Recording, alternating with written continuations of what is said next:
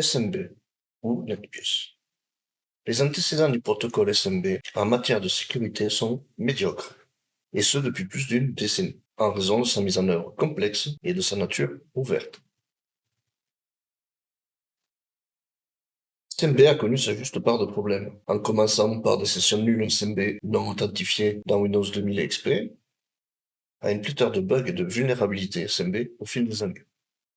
Cela dit, le protocole SMB a également été mis à jour et amélioré, parallèlement aux versions du système d'exploitation Windows qui sortaient.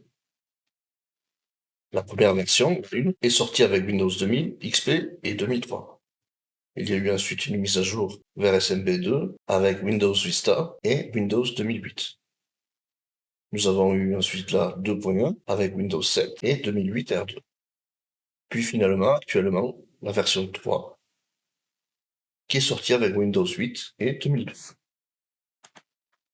Le service SMB NetBIOS écoute sur les ports TCP 139 et 445, ainsi que sur plusieurs ports UDP. On va voir à quoi peut ressembler le scan des services NetBIOS. Voici la commande que nous allons taper. Il s'agit d'un Nmap sur les ports 139 et 445, avec une sortie grepable sur le fichier smb.txt, et nous allons scanner les machines de notre sous-réseau de la 1 à la 254. Je lance la commande et voyons ce qui va sortir.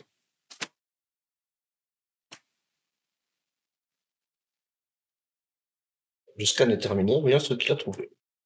Nous voyons qu'il a testé les 254 adresses IP et il a trouvé 7 serveurs. Il existe d'autres outils plus spécialisés pour identifier spécifiquement des informations NetBIOS telles que NBTScan. Regardons ce que fait NBTScan, -0 sur notre plage d'adresse.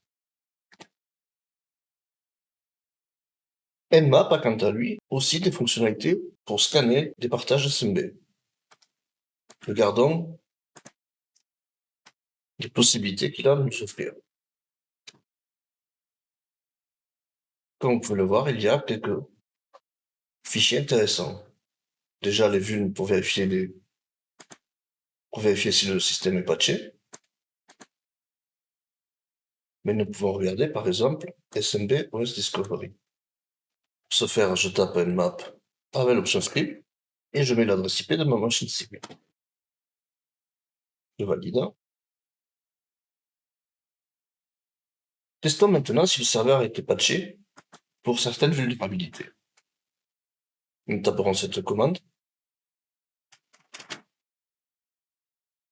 Et au vu du résultat, ce serveur n'est pas vulnérable à cette faille-là.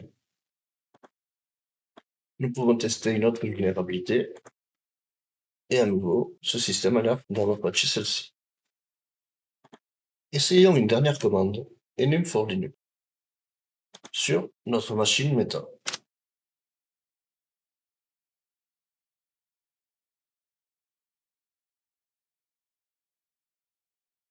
Comme vous pouvez le voir, le résultat a l'air plutôt intéressant.